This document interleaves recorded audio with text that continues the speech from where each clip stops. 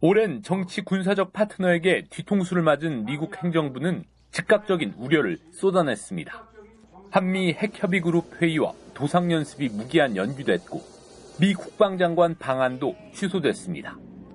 What I can say is that we are watching these developments with grave concern.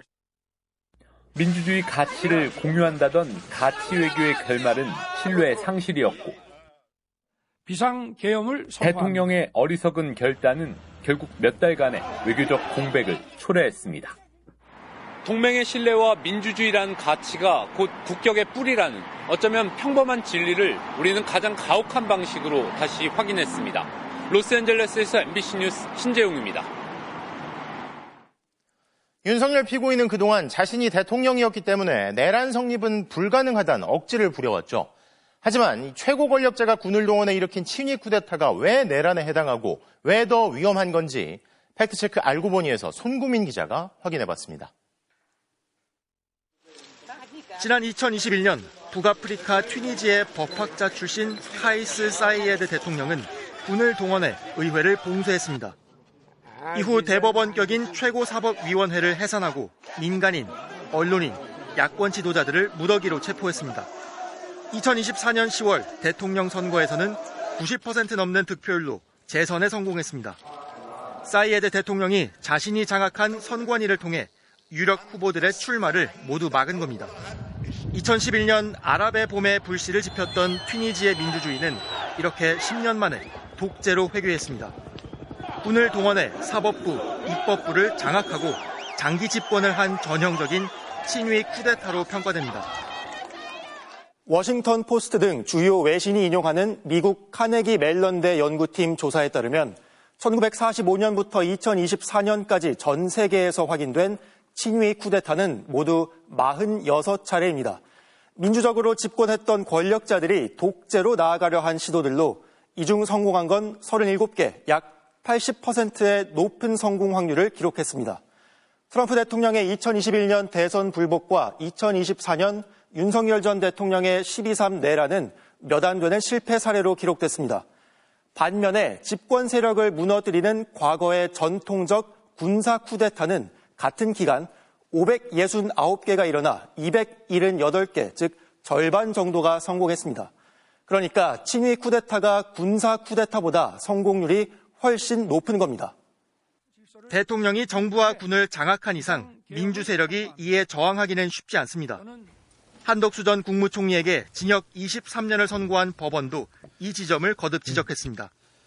12.3 내란은 이러한 위로부터의 내란에 해당되는 점에서 그 위험성의 정도가 아래로부터의 내란과 비교할 수 없습니다.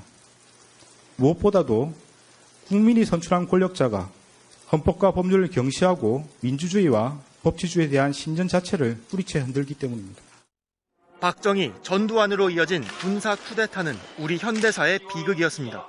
12.3 내란은 민주적으로 선출된 대통령이 국민의 신임을 배신하고 친위 쿠데타를 시도한 거란 점에서 그 중대성이 더욱 무거울 수밖에 없습니다. 알고 보니 손구민입니다. 내란을 일으킨 뒤에도 윤석열은 반성은커녕 직접 선동에 앞장서며 우리 사회를 오염시켜왔고 이러한 선동은 10대들에게까지 해악을 끼치고 있죠. 윤석열과 그 추종자들이 자신들의 이익을 위해 극우의 외연 확장을 꾀하면서 청소년들의 현재와 미래를 파괴하는 콘텐츠가 넘쳐나고 있습니다. 박진준 기자가 보도합니다.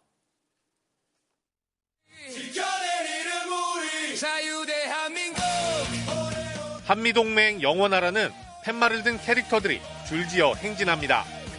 보수단체의 거리 집회가 10대가 즐겨하는 게임 로블록스 안으로 그대로 옮겨왔습니다. 아마 역사가 되지 않을까. 내가 로블록스로 표현하고 있습니다. 이번엔 서울대학교 가상공간을 만든 뒤 학생들의 시국선언 같은 모습을 연출합니다. 윤석열 대통령님은 무죄입니다. 국민 여러분, 이제 우리는 뭉쳐야 합니다. 이를 주최한 건 애국대학. 윤석열 전 대통령을 지지하는 보수단체입니다. 중1이다, 중2다 이런 채팅이 굉장히 많았고 디스코드 방을 통해서만 들어갈 수 있게 설계가 되어 있어요. 한 300, 400명 모여있다고 보시면 될 것 같아요.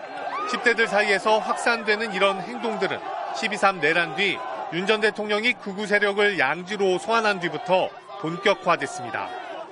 윤 전 대통령도 옥중 메시지를 통해 자유의 정신으로 무장한 청년들을 보면 나라의 미래가 걱정되지 않는다며 결집을 독려하기도 했습니다. 10대들이 즐겨 찾는 유튜브 게임 채널은 이런 주장을 재생산해 확산시키는 통로가 되고 있습니다. 몬스탄! 고든창! 윤석열! 전환길! 찰리커크! 가제맨! 제발 우리나라를 위해 힘을!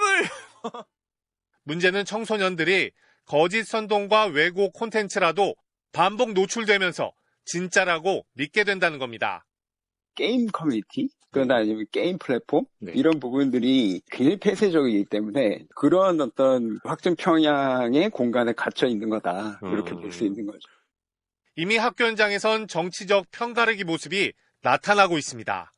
민주당을 지지하는 친구들이랑 같이 뭐 족구를 하거나 축구를 할 때 상대로 골을 넣으면 윤 어게인 하면서 여기에 과거 투표 연령을 낮추는데 부정적이었던 야당은 최근 만 16세까지 투표권을 주자고 주장하고 있는데 곧바로 청소년을 정쟁의 도구로 삼아선 안 된다는 비판이 쏟아졌습니다. 선동적인 콘텐츠와 알고리즘을 악용해 10대를 공략하는 극우 보수 세력의 노림수에 우려가 커지고 있습니다. MBC 뉴스 박진준입니다. 설 연휴 귀경길 정체가 오늘 절정에 달했고 차들이 대거 몰리면서 사고도 잇따르고 있는데요. 정체는 내일 새벽까지 이어질 것으로 보이는데 밤이 되면 도로에 낀 살얼음 등을 각별히 주의하셔야 합니다. 류현준 기자입니다. 귀경길 고속도로 CCTV를 보면 밀리는 곳이 많습니다. 중부고속도로 충북 청주 부근입니다. 화면 오른쪽 상행선 차량이 끝없이 이어지면서 정체가 심합니다. 경부고속도로 양재 나들목 부근입니다. 서초 나들목까지 상행선 차량들이 꽉 막혀 있습니다. 그래도 오후 서너 시쯤 절정이었던 정체는 서서히 풀리고 있습니다. 저녁 8시에 출발할 경우 요금소 기준으로 서울 도착까지 부산에선 5시간 40분, 대구 4시간 40분, 광주 5시간 20분, 강릉에선 2시간 40분 정도 걸릴 것으로 전망됩니다. 내일 새벽 3시는 돼야 소통이 원활해질 것으로 보입니다. 반면 귀성길 고속도로는 정체가 거의 다 풀렸습니다. 한국고속도로는 설날인 오늘 고속도로 통행량이 615만 대로 닷새 연휴 중 가장 많을 것으로 예상했습니다. 지난해 설보다 11% 늘어난 수치로 작년 연휴보다 하루 짧아진 탓으로 보입니다. 교통사고도 잇따랐습니다. 승용차 위로 SUV 차량이 올라타 있고 형체를 알아보기 힘들 정도로 구겨진 차체도 보입니다. 오늘 오전 10시 반쯤 전북 완주군 순천 완주고속도로 용암 3터널 안에서 차량 7대가 잇따라 추돌해 3명이 다쳤습니다. 이 사고로 일대 교통이 2시간가량 극심한 정체를 빚었습니다. 오늘 오후 4시쯤 대전 서구의 한 교차로에선 SUV 차량과 1톤 화물차가 충돌했습니다. 이 사고로 50대 화물차 운전자가 심정지 상태로 병원으로 옮겨졌고 SUV에 타고 있던 일가족 3명도 병원에서 치료를 받고 있습니다. 경찰은 화물차가 중앙선을 넘으면서 사고가 난 것으로 보고 정확한 사고 경위를 조사하고 있습니다. 내일 새벽 영하권으로 떨어진 곳도 많아 교량이나 터널 입출구에선 도로 살얼음을 각별히 주의해야 합니다. MBC 뉴스 류현준입니다.